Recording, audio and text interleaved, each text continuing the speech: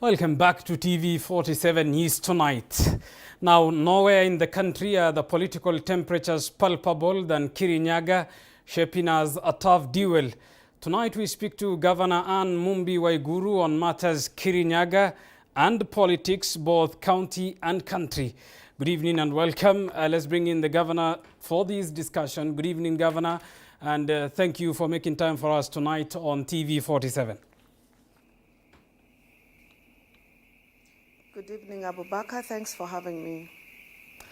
All right, Governor, in 2017, you were elected the governor of Kirinyaga County on a Jubilee ticket. It's nearly 5 years since you were elected. What would your personal assessment of Kirinyaga County under your leadership be? Abubakar, I think for the last 5 years since I was elected, I think there's been a tremendous transformation in Kirinyaga.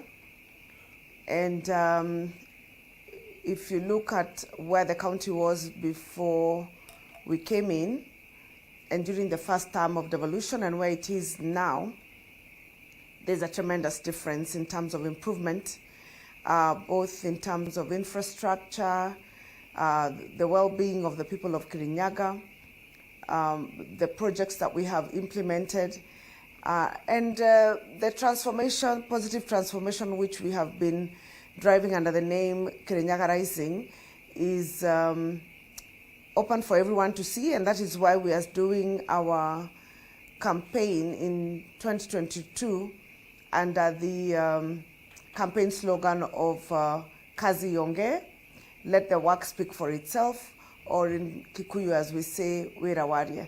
That's because we're very confident that there has been work that has been done and it's visible to everybody. So my assessment is that we've done pretty well in terms of development.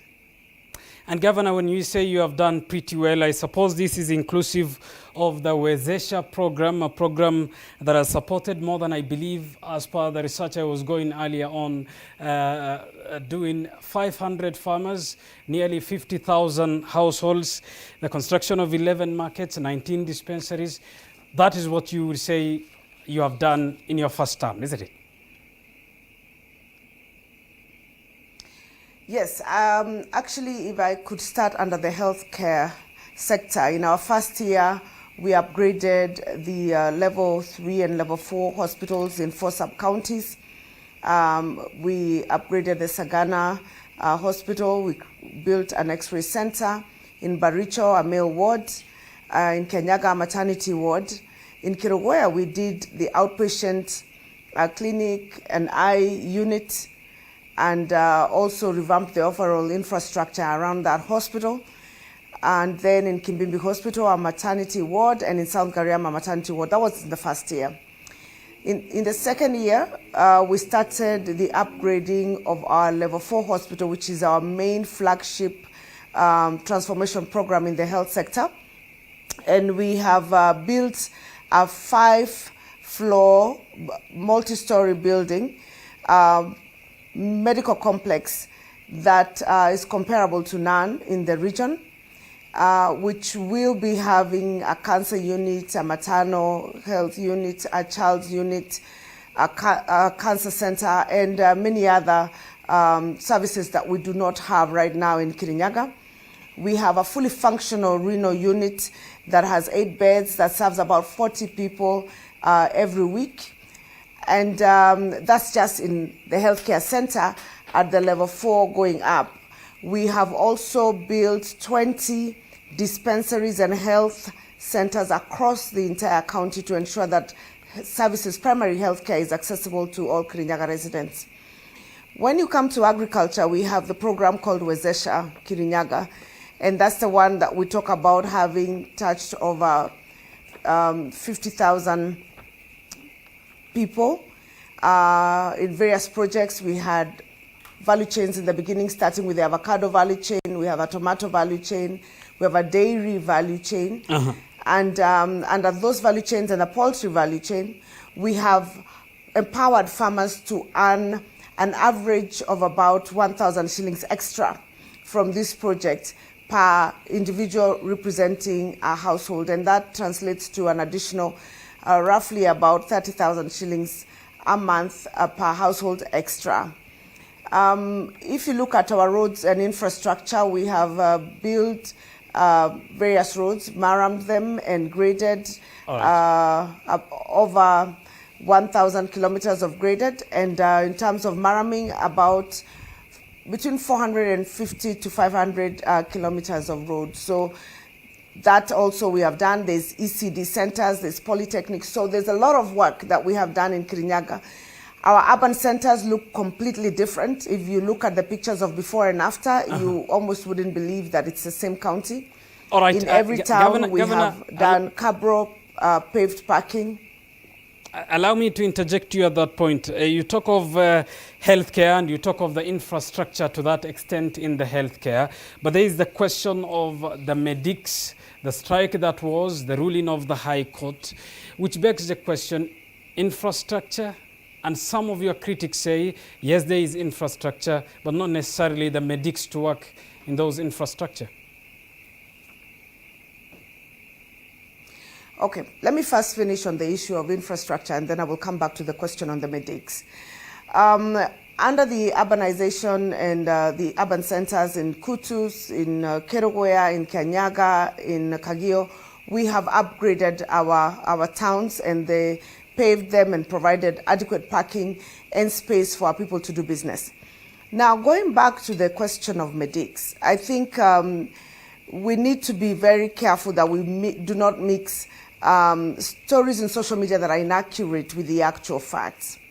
The ruling of the High Court, and I think it's been done twice, both at the High Court and at the Court of Appeal, they gave us authority to release the medics that had gone on strike and had refused to come back to work. Mm-hmm. And this was about in 2020 when the medics got involved in a strike. We went to court. The court declared that strike illegal. They were asked by the courts to come back to work. Some of them came back. There were about 700 that had gone. About 400 or so came back, and another 300 or so did not. We gave them an olive branch. Those who came back, we returned them to work with no conditions. But there was a group that did not come back, and they were replaced. There was an advertisement in the newspaper, interviews conducted, and other Kirinyaga people took that position. And so there's no gap in terms of medical care, because as you know, in this country, we have very many people who are trained. We have adequate human resource, in fact, more than that which we need as a country. And so they were replaced because they did not obey a court order. Now, whatever it is that they've been saying on social media and all that is actually not true, because the courts are very clear. They ruled it was illegal, and we were authorized to release those who do not come to work. What they have done is that they have tried now to go through other channels to get back to work. But if you know how government works, once your job has been taken and you have been released, there's no vacancy, because there's somebody else working in that position and providing that service to the Kirinyaga people. And I should say at this point that if I were those medics, I'd be very reflective of what it is I did at that time, because to go on an illegal strike and cause Kirinyaga people to suffer by denying them services is actually a very serious issue. So in my view, with regard to both infrastructure and human resource, we have done very well. In the last 3 years since that time, Kirinyaga hasn't had any unrest in the medical sector. Even when the entire country about a year ago went on strike, Kirinyaga was one of 2 counties that no one went on strike. And it's because of actually that action that we took. So I think we're doing very well in terms of provision of healthcare services in Kirinyaga. All right, and fair to note that it was Justice Nziokia Mutua of the Employment and Labor Relations Court in Nyeri who ruled on that matter, terming the strike then as permanently illegal, unlawful, and unprotected. Let's move from that, Governor, because I earlier hinted that we will talk of Kirinyaga matters and talk of county and country politics as well. You are a high-ranking politician who many considered or still do consider as an ally of the president before you politically moved to UDA. First, what is your relationship like with the president tonight as you speak? My relationship with the president is as it's always been. It's cordial, respectful. He's a senior politician. He's our president, the leader in this country, and that is how we relate. And does that go beyond you leaving his political party, his political formation, to a rival political formation? That friendship still continues, you say?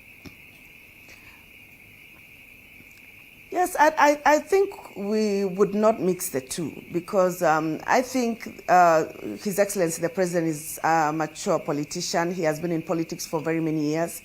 He understands that people do make political decisions based on their own lives. He doesn't control anybody. He doesn't expect anybody to be controlled by him. He expects people to make rational decisions which they consider best for their own political careers.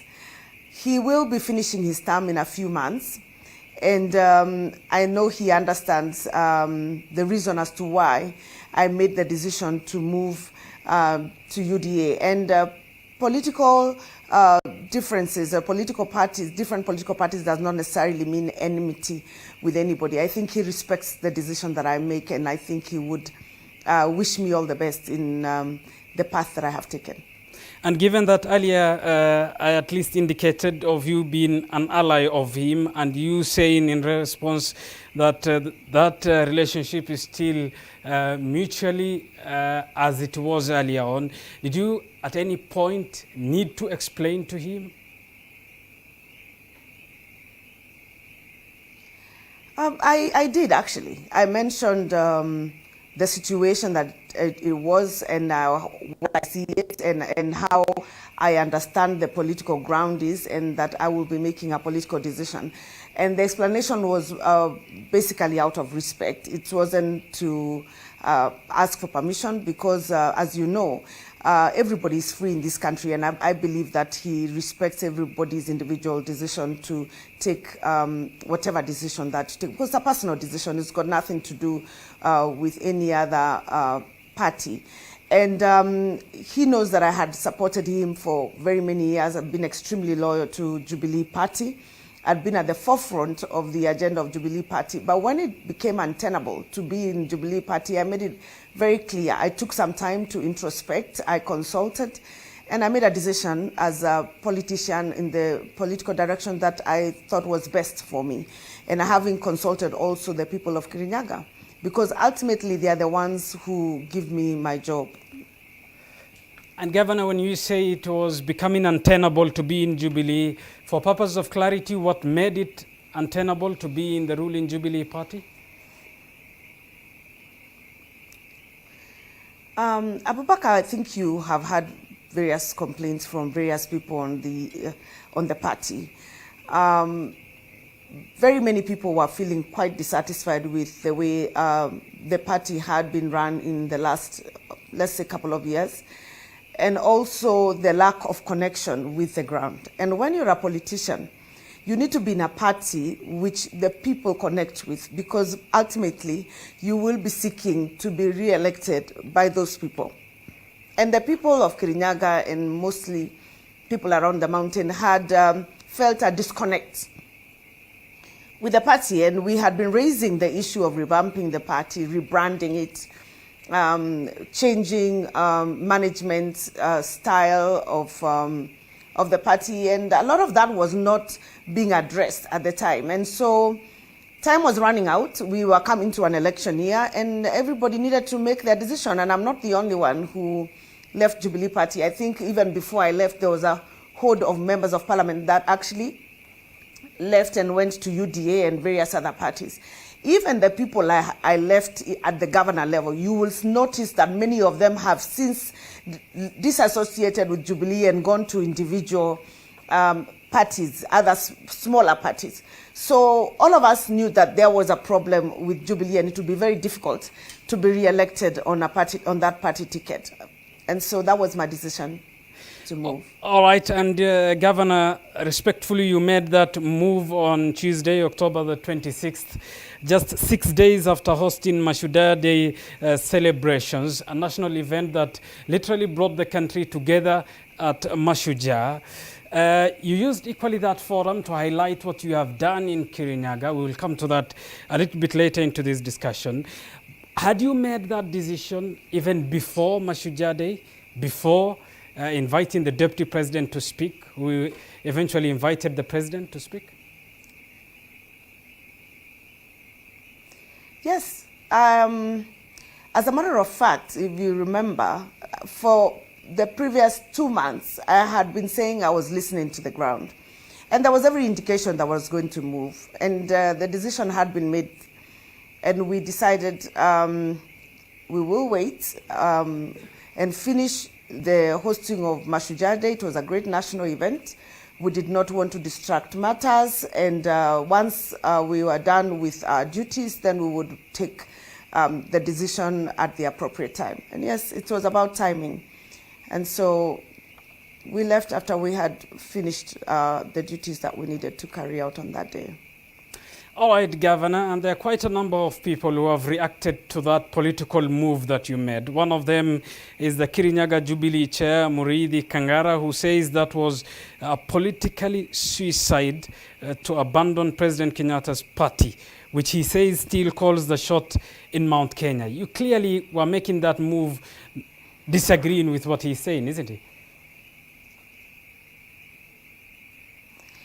Yeah, even when I decided to join the party, it was an individual decision. You know, when we decided to run, it was not a collective decision. Everybody makes their own individual decision, and I respect Wakangara, Chairman Wakangara. He's been a great supporter of mine for very many years, and that he's entitled to his opinion. And also because he's in Jubilee, I can understand his disappointment having the governor of your county moving. But I would not term that decision as suicidal, because if you ask me, right now, if you look at the ratings of political parties, in Kirinyaga, UDA is over 80% in terms of popularity. The Deputy President is of 82% popular in Kirinyaga. And for a long time, when I was in Jubilee, I had my followers and my the people in Kirinyaga telling me, you need to reconsider the position you're in with regard to the party that you are. You've done a great job. We recognize that you have transformed the county, but the vehicle that you're in is not one that we are considering at this point in time as being favorable. And since I have moved, my ratings have actually really changed, because whatever it is that was hindering in terms of politics, I think was resolved with the issue of the UDA joining the UDA party. So UDA, if you ask me, is not just popular in Kirinyaga, it is popular in the entire region of Mount Kenya.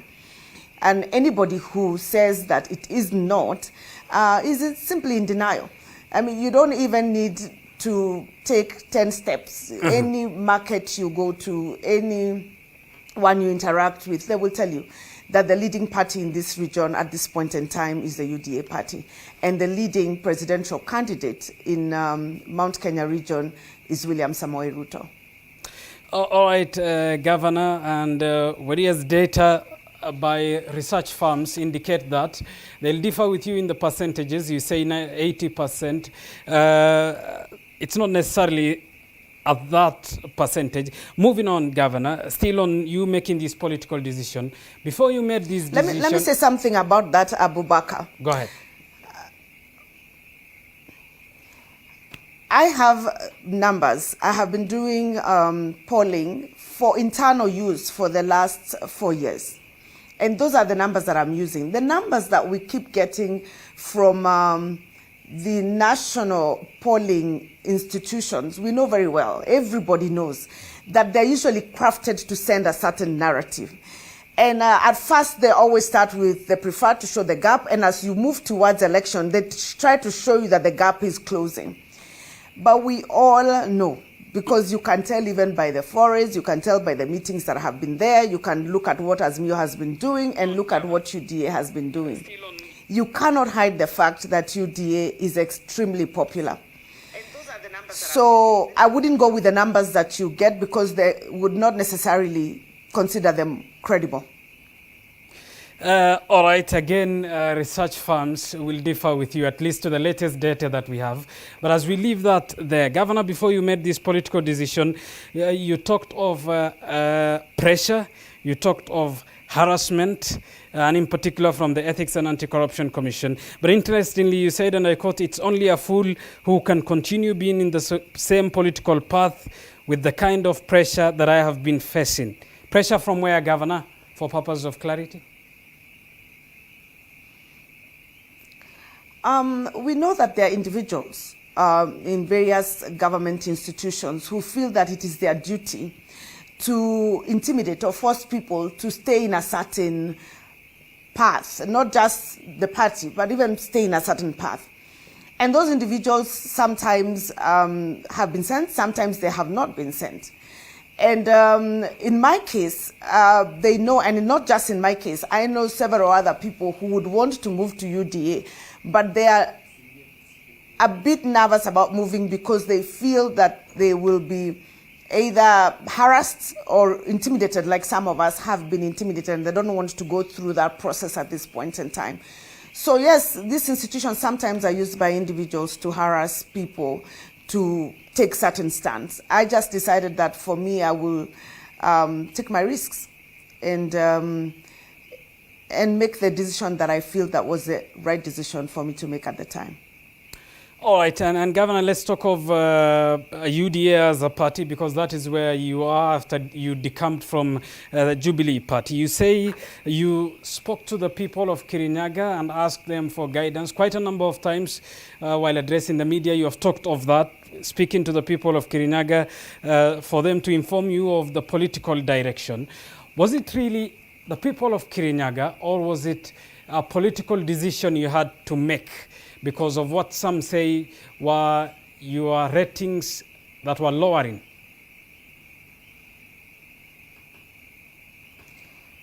Again, I will repeat myself, Abubakar. I'll repeat myself and say this.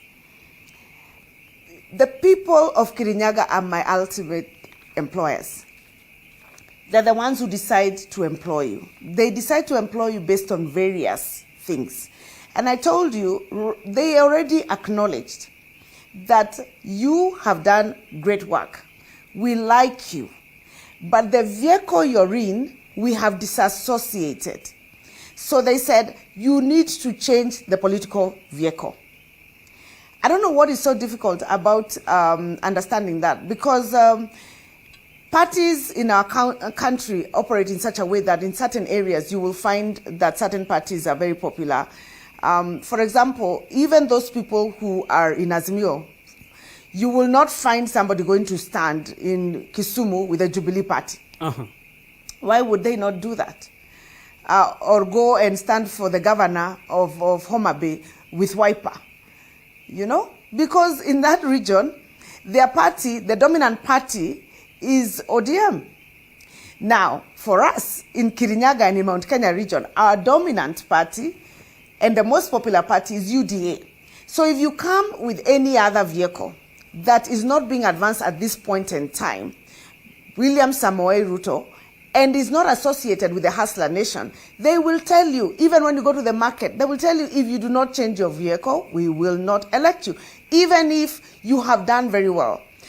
We are not in a culture where we elect very many independents. Sometimes we do, but that has not been the way we operate in the region. And that is why you must listen to what it is that they are saying. And it's a small request to make when they tell you that you need to listen and be in the right vehicle. I think it's something that you need to listen to when the electorate say that, because they can actually vote you out based on something like that. In politics, it's not as complex sometimes as you may imagine. Sometimes it's just showing that you actually do respect the electorate and you actually listen to what it is that they are saying to you. All right, and Governor, you talk of UDA. There are quite a number of political parties lately that have their origins from central Kenya, because we are in part talking about that. Chama cha Kazi of Moses Kuria, the Usawa Party of Mwangi wa Iria. Of all those central indigenous political parties, you would say UDA is more popular than them in central Kenya? completely, and by far. What are the chances of any other politician who intends to vie with those parties? Are you equally ruling out their prospects of winning if they don't use UDA? I think what I would say is this, because we are in a democracy. And in a democracy, you make your decisions, and then the majority will make their choice. Any politician knows that for you to increase your chances of winning, you need to be in the party that is dominantly preferred by majority of the people. I will give an example of NARC Kenya, for example. In 2017, NARC Kenya did not get any seat, despite the fact that the party leader comes from Kirinyaga. It did not get any seat in Kirinyaga. Not at MCA level, not at MP, and not at governor. Why? Because at that time, the dominant party was Jubilee party. So we have an independent senator, but that is an outlier. Everybody else is in Jubilee party. In the county assembly, we only had 5 members out of 20 elected that were not of the Jubilee party. So it's an issue of chances and calculating which is your best chance. There are those who will take their chances with the other parties, but that is their choice, and they have a right to do that because that really is their choice. But in my view, if you're not in UDA and you vie in Kirinyaga and in the region, you stand a very slim chance of winning the election. And Governor, given that you're talking of the ratings of the Deputy President and UDA as a party, which begs the question, why then, in your view, do you see the people of that region subscribing to the ideals of this party, and in general, the Hustler Nation? One, people from our region are associated with businesses and trade. And the major sell for the UDA party is actually the bottom-up economic model. Many people feel that we could have done better in terms of uplifting the lives of the people who are at the bottom. And their hope of being uplifted at this point in time, they see it in the UDA party under the bottom-up economic model. And that is why they associate. The second thing, which is also very important, is that they feel a connection with the Deputy President who is leading the UDA party. And this is because they believe that he has stood with us as a community for the last 10 years, stood with His Excellency the President, 3 elections, supported him to cross. And we had promised, the President himself has said, if I get my 10, after I am done, I will support him to get his 10. And the people of Mount Kenya are honest people. They are people who are honorable. They are uncomfortable having made a commitment, backtracking on that commitment. They do not want to be known as people who lie or take advantage of other people. And they've made it very clear. We promised, we must keep the promise.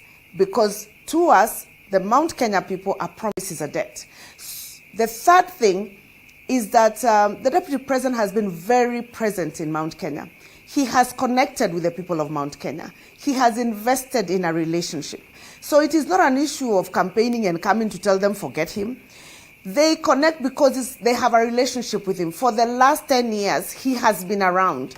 And so they feel that it's their duty and obligation to actually protect him and ensure that they support him in his endeavor to become the 5th president of the Republic of Kenya.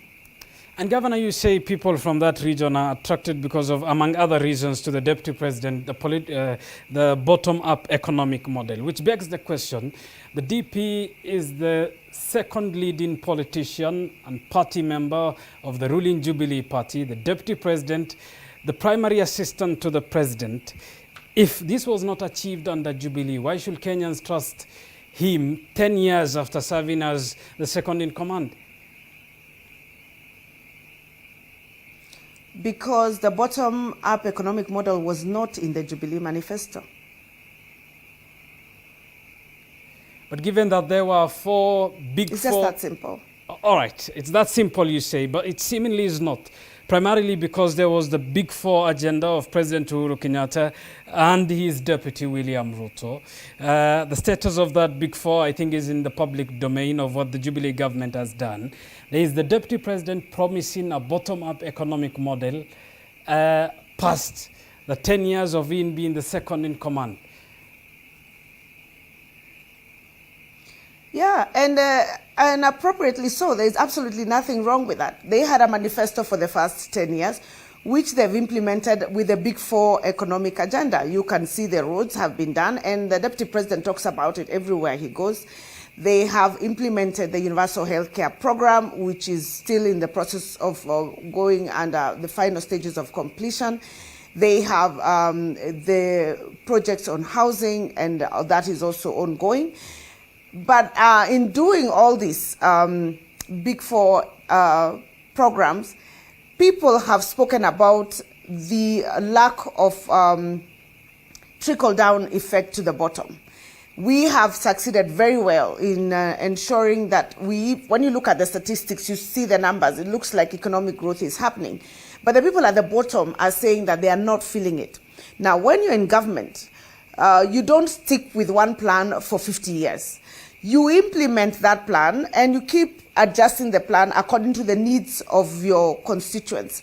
So the big four brought development. The bottom up will now be the final, ensuring that this development is felt at the bottom. And let me explain something else. For a very long time, if you look at the structure of the big four, it has been that we had always assumed, and mostly the economic models that are followed by many countries around the world, had always assumed that if you do big infrastructural projects, that the resources and the benefits will trickle down to the Mwananchi and the Mwananchi will feel it. But that hasn't been the case in the country. It hasn't actually had the impact that it should have. And therefore, when you're coming to a new regime, you review that which has worked, you keep it, and that is where when you listen to the deputy president, you will hear that he's taking the universal health care to another level. And then that which hasn't worked, like what is it that has made the people at the bottom not feel this economic growth, you adjust that. And that is now why he has come up with a bottom-up economic model, which now majority of the people at the bottom are supporting, and that's why they're supporting UDA. And Governor, good that I'm speaking to you because you are a governor. Isn't that not what devolution was supposed to do, at least on paper? Get resources to the people, build the economy from the bottom. That is devolution in other terms, one would argue. Okay, now don't mix up the issues of providing services at the bottom and all the issues that are national in terms of matters that are national policy, economic policies that drive the entire country. I mean, we have national plans. And under those plans, every county draws those plans. The counties at the bottom do not run plans that are different from the national. That's why we have economic restoration programs at the top, Vision 2030 at the top. We trickle them down to the bottom. So you cannot say that devolution then hasn't worked. Devolution was about bringing services closer to the people. Healthcare is closer to the people. Water is closer to the people. When the people need to see their leaders, they know where their office is. They don't have to come all the way to Nairobi. The agricultural services are at the bottom. But all of us, even in devolved units, are implementing the big four agenda in our small ways. And that is exactly why we have governments that sell policies and plans and manifestos which you elect, and then they come up with a program which then we translate to devolved programs at the bottom. So you can't say that devolution hasn't worked because people haven't felt the impact at the bottom. That impact doesn't just come from devolved services. It comes from the overall broader economic plan that is implemented at the national level. All right, Governor, and as we move from the DP and UDA and get to other matters, you say one of Equally, the other reasons people of Mount Kenya like the DP is because he is present in that region, has been a present figure in that region. Is it not the case that critics also say that he has actively been campaigning for all these years, hence his presence? You know why you call them critics? Because they are critics, you know? People will have differing views. People will criticize individuals. If you're in the opposing camp, they have no business supporting or encouraging or praising what somebody is doing. You expect that if somebody is a critic, they will say something that is supposed to paint you not very positively or in a negative manner. In my view, the Deputy President has not been campaigning for 4 years. I think if you look at his history, he has always been an individual that connects with people. From the time that he was an MP, you will see how he associates. And he's always gone to churches. He has always been out there where people are. It's his style of doing politics. And it's a style that has paid off, because people then feel that he's accessible, he's reachable, and he listens, and he's available when you need his assistance, he's there. And you cannot deny him that, because you can tell by the number of members of parliament that actually left Jubilee and went with him. So in my view, it's not that he's been campaigning. He has just been working. He works during the week. He chairs IBEC when he needs to. You'd see him having meetings with governors, with other ministries. And then over weekends or so, you will find him in churches or in the communities. And that's really what all politicians do. There is no politician who just sits in the office the entire period of 4 years. We actually spend weekdays in the office and weekends with the people, or other days with the people. And that's not campaigning. That's just doing your job, because you're a representative of the people. You must interact with the people. All right, Governor, yesterday 25 members of your governors, your colleagues at the county heads, endorsed ODM boss Raila Odinga yesterday in Naivasha. First, let me get your thoughts in as far as that is concerned. The governors endorsing ODM leader Raila Odinga. It's their democratic right. There was another 47 minus 25 who didn't. So that is their democratic right. And if they want to endorse, they are allowed to, just like I have endorsed William Ruto. All right, Governor, let's talk of Central Kenya. Given that at least it seems as though there is no apparently clear political presidential candidate who is eyeing the top job, where does that leave Central Kenya? There are talks of disunity, there are talks of lack of unity, perhaps the same thing. I think the people of Mount Kenya are very clear that this time round we are going to support somebody who's not from Mount Kenya. And so we do not have a presidential candidate. Our presidential candidate is one who's outside, who's William Samoei Ruto. That is what majority of the people in Mount Kenya have decided. It's a very unique time in history. It's the first time that Mount Kenya people have rallied to the man to support somebody who's from outside. And I think it's a good thing. I think it's development in terms of the country. I think it's democratically shows maturity, because we cannot every year in, year out, have only one community at the helm. And so I like that Mount Kenya have decided this time around to support somebody from outside Mount Kenya, and they have a different reason other than the person comes from our own community. I think it's progressive, if you ask me. All right, and Governor, perhaps the second last question. Before you made clear your intention to defend your seat in the coming election, there were talks of you deputizing the deputy president in the August 9th polls. Given that now it's more clear that you will be defending your job, does that bury the question of whether you will be deputizing someone come August?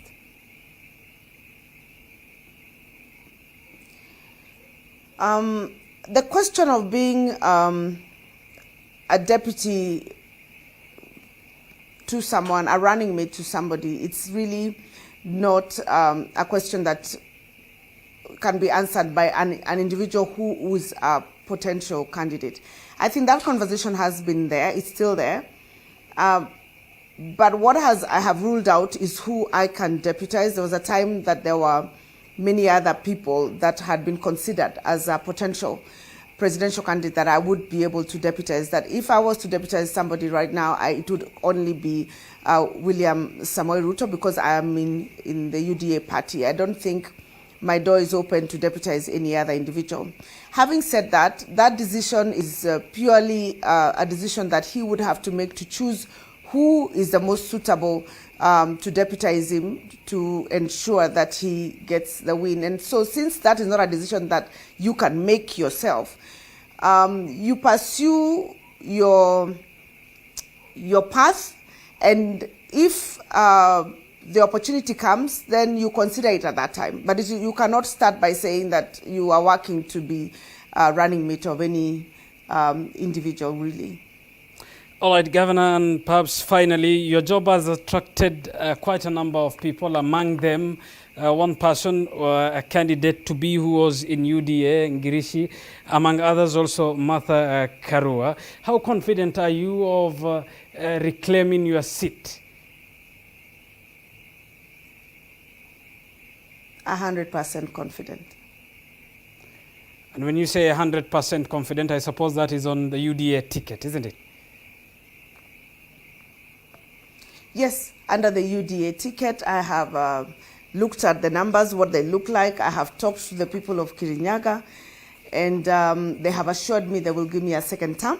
Mm-hmm. And we will work hard to ensure that we secure that seat for the UDA, and not just for Kirinyaga County, but also for the other counties in the region. And we will ensure that we get as many seats as possible as UDA party, and ensure that it's the strongest party come 2022 in this country. All right, Governor, that's where we will end this discussion tonight. Thank you for your time once again.